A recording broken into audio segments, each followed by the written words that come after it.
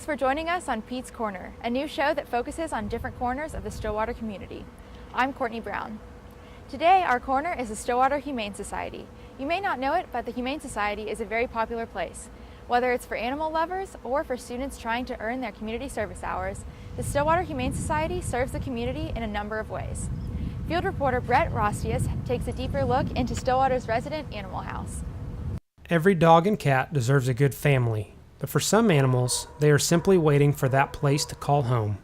The Humane Society of Stillwater is a non-profit animal shelter that serves homeless dogs and cats in the Stillwater community. It's to provide a temporary place for these animals until they find their forever homes or a permanent home, and to care for them and keep them safe and healthy until they can find a permanent home. Being in Stillwater allows college students from Oklahoma State University to volunteer and offer their time for local community service projects. On our busiest days near the end of a semester, we've had over 250 people walk through our doors in a single day. On a slow day like today, I think we've probably had 20-25 volunteers today. Many students who end up volunteering wind up with a new roommate. So even if it's someone who lives on campus and can't take the dog, but they've come out here, they've worked with this dog, they've fallen in love with this dog, a lot of times they'll encourage close friends or family members to come out and adopt the dogs. Even with all of the volunteers, there are still plenty of animals that need a new home.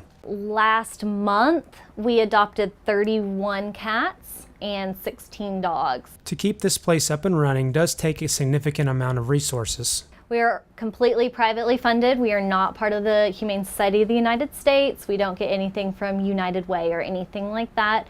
So it's all donations, because we are just a small private nonprofit shelter. So everything you see here was provided through donations from the public. So whether you are looking to give money for a good cause, volunteer some spare time, or possibly bring home a new family member, the Humane Society of Stillwater would love the help.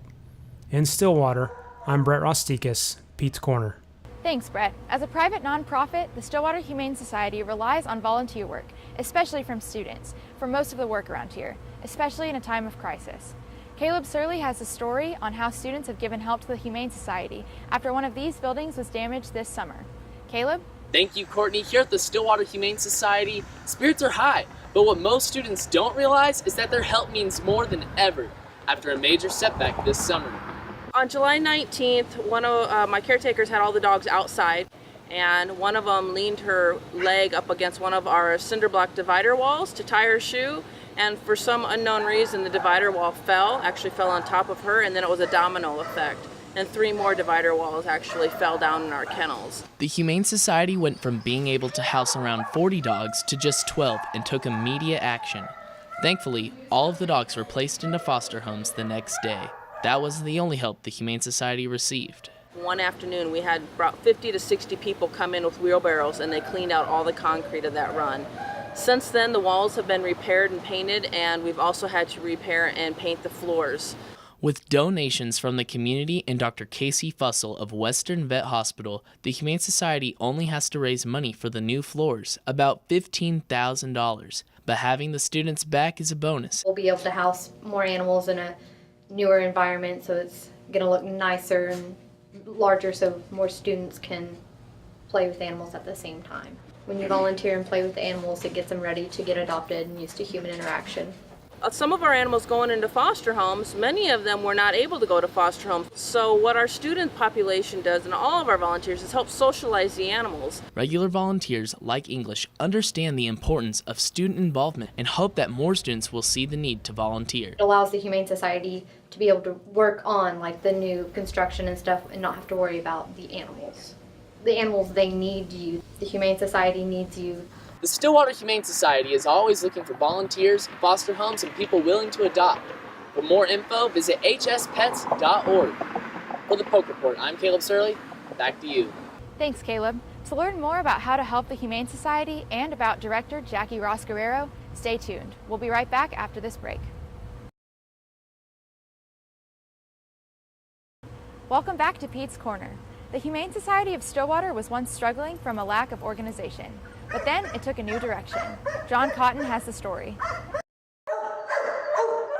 6 years ago, the Humane Society was unorganized and a place people didn't want to go.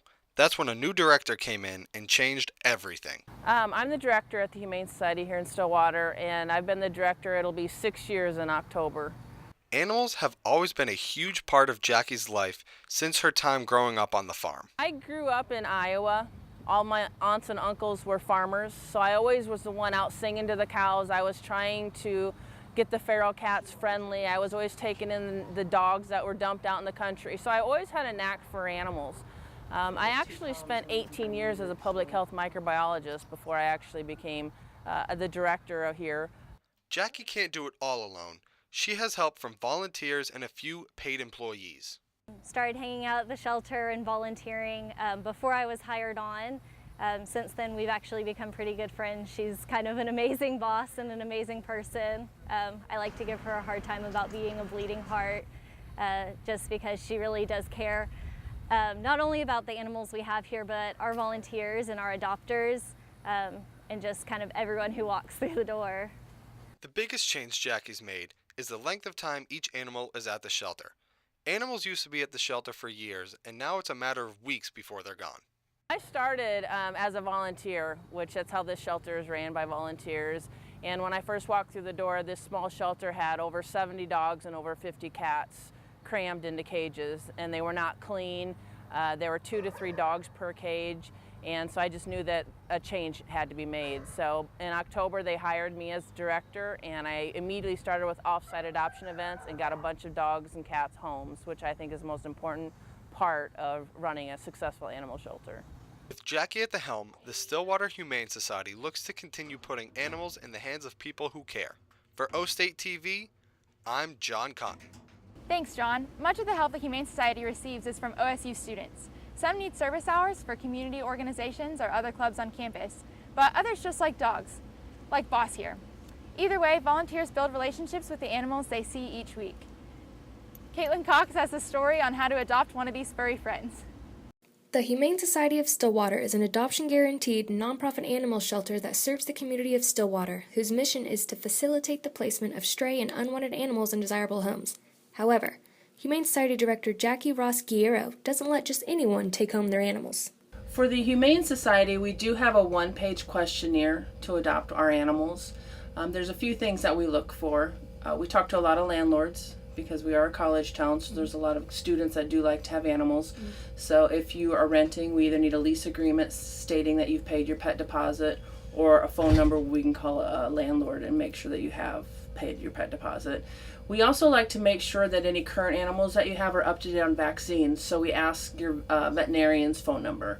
So if you have a current dog and you're trying to find a playmate, we call your veterinarian to see what kind of vet work has been done on that animal, just to make sure that they're up to date on vaccines, or cats, same way. Guerrero said it is easy for her to tell whether people will be good pet owners just by talking with them. She does not allow anyone to take home an animal without him or her interacting with the animal first, because in the end, the animal is the one who makes the final decision.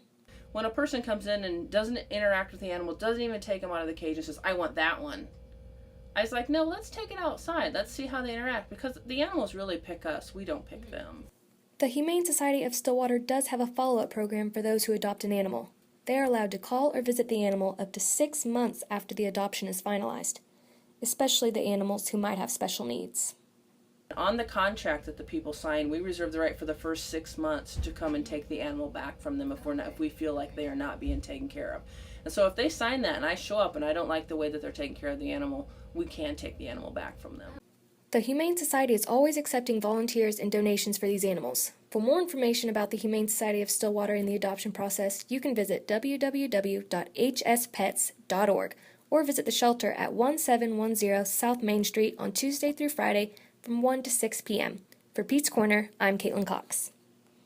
That's all we have this week on Pete's Corner. Join us next week as we focus on a different corner of the Stillwater community. I'm Courtney Brown, and thanks for watching.